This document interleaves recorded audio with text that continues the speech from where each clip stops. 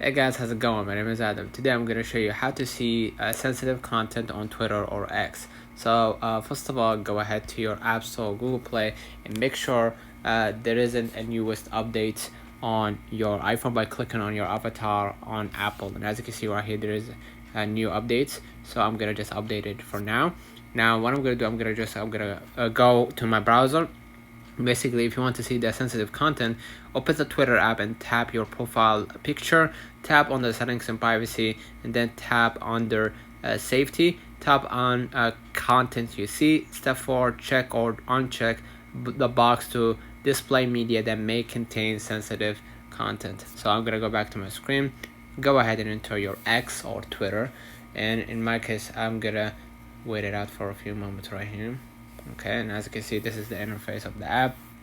Now what I'm gonna do, I'm gonna just go ahead and click on my avatar icon at the top left, and then I'm gonna just click on the settings and support, and then click settings and privacy.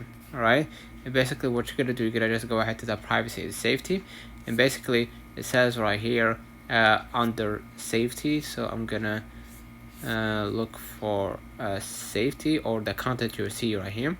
All right, basically you're gonna see right here the topics, right, and you're gonna see that non-interested ones, right, and you can just discoverability in contacts, and this one I don't think so.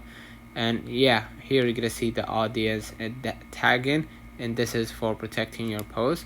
But basically what you're gonna do, you're gonna just go ahead and click the content you see, and you can just go ahead and explore settings and decide the content that you want to see on your Twitter or on your X, and basically that's it. All right, display media. All right, so let me know in the comments if this video helped you. Don't forget to like and subscribe, and thank you for watching, and see you in the next one.